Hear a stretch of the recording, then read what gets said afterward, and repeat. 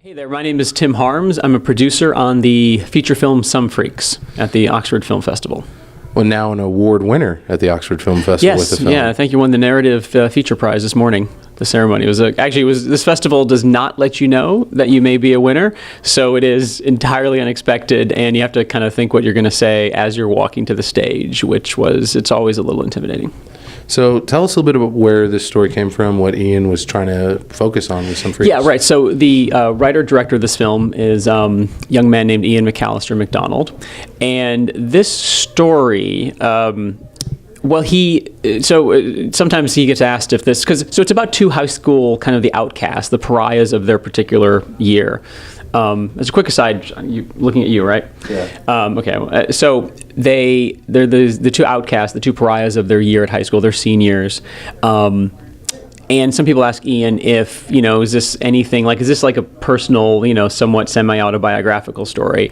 And he said it's not actually for him, but it is, he knew a lot of the kids that just, they would go into school in the morning and it was just nonstop, relentless, torment until the bell rang and they got to go home, and then it just started over the next day.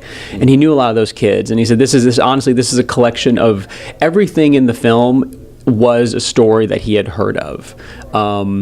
Even including there's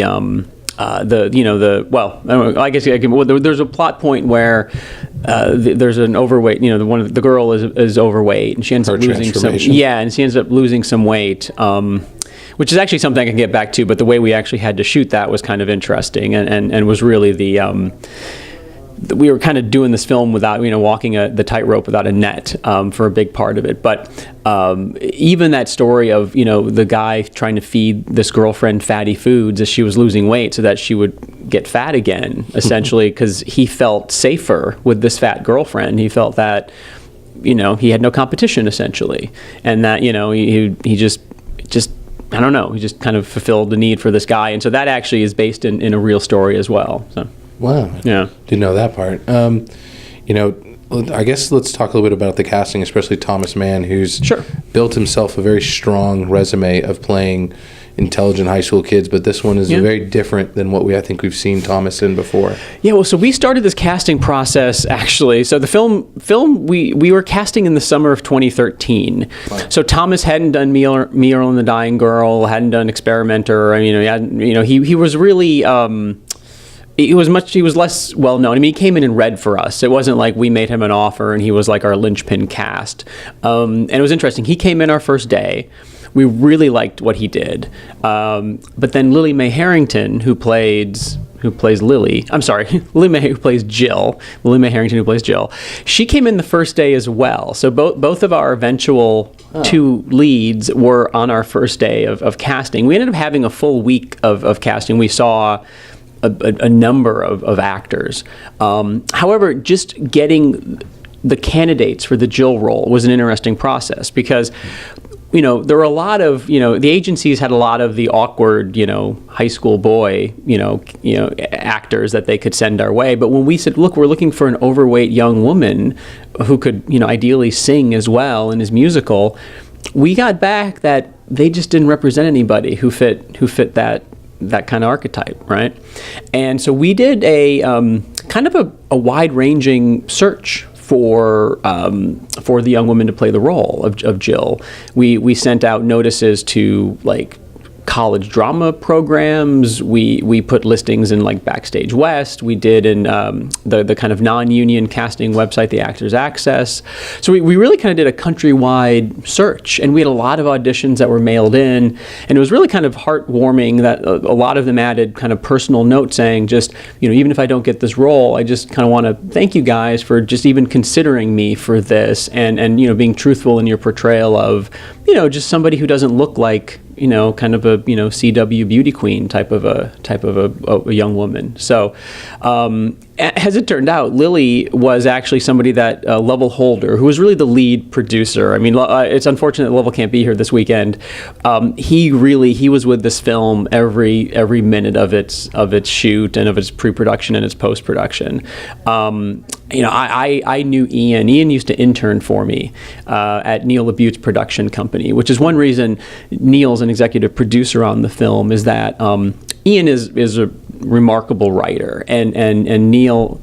Ian and Neil have kind of Ian's kind of become something of like a mentoree, a protege of Neil, and so they've been sending writing back and forth over the years. And this was a script that Neil responded to, I responded to, and when it just helps because Ian was a first-time feature writer director, and in my mind that's the most difficult hurdle to get over if you're trying to establish yourself as a director, because doing a feature is a bit like, it's like doing that, that like ocean floor exploration. You don't really know you're going to be able to do it until you do it. And to get, even a small film is going to be a couple $100,000. And, to get somebody to essentially wager that money, bet that money on an unknown quantity is hard. So when you have somebody like Neil to say, hey, I kind of give this project my blessing, I know Ian is a great writer, and I expect him to be able to pull this film off, that helps a lot to legitimize you in the eyes of, the financiers ultimately. So, I mean, it's definitely a big name, especially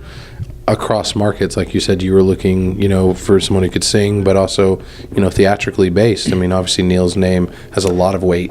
Yeah, right. And actually, I changed that. But so we found Lily she was a contestant there was a Glee project, like reality TV show.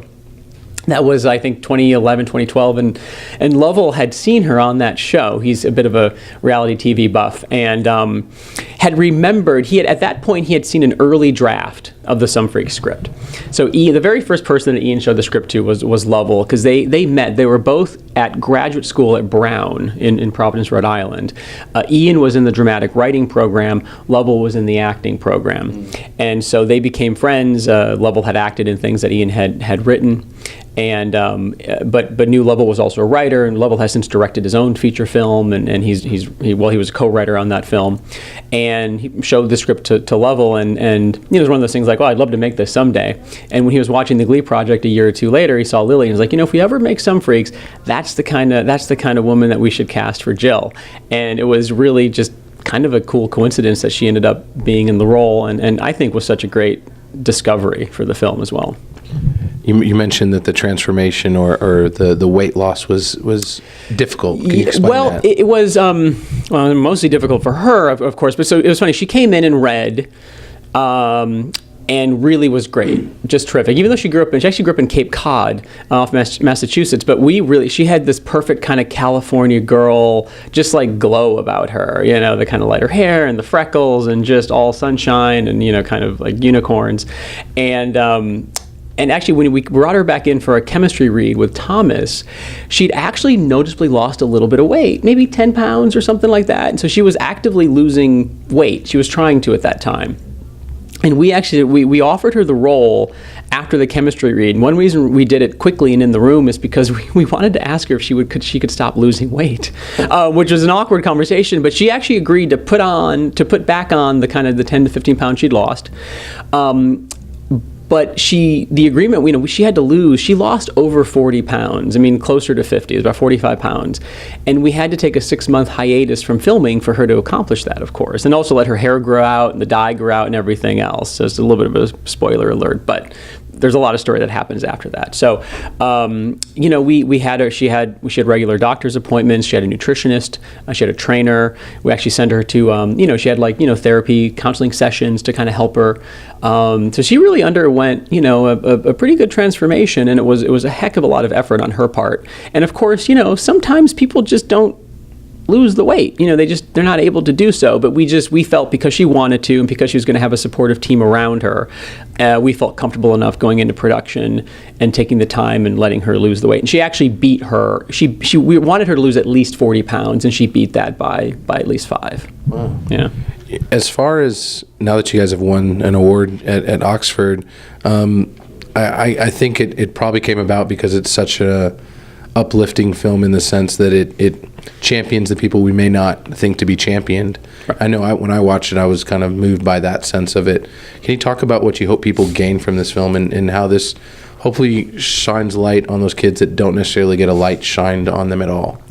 Well, yes, exactly. I think that the film is interesting because while it does shine the light, it shines a light in a very honest way. On one hand, it says, hey, these people, the kids that you might have made fun of and forgot about, they were just like you. You know, they had the same problems and the whole complexity of just growing up and being a teenager, but they also had to do it, and they had to deal with being ostracized, right? But at the same time, it doesn't kind of glorify those people and say that they're pure and true. It actually shows them for all of their warts and wrinkles and inconsistencies and just problems that they have, because both of these people, they have a moment where they kind of find something that they never thought they'd have in high school. They go to prom, they have the romance, they have the late night walks, the shared cigarette, and so on, right? All the kind of things that the subject of John Hughes films and coming of age films for the last generation. But then things just don't necessarily go in the direction that the kind of happily ever after would take them. Life happens, right? One goes off to a different coast, and the other kid has to stay behind because doesn't have enough money to go to college, and they both work really hard to change themselves in ways that they think the other one is going to appreciate, and it turns out that that's not exactly what happened. They didn't really know each other well enough to know what the other person really saw in them, and so it's there's something about the film that I find that resonates with me as somebody who's been out of high school for a fair bit now, is this concept that sometimes relationships are not forever, right? But you have people who come and go in your life, and sometimes a relationship can burn really brightly, but it burns out. But it doesn't, because it didn't last forever, it doesn't mean it was any less important, right? Like sometimes people are in your life for a moment,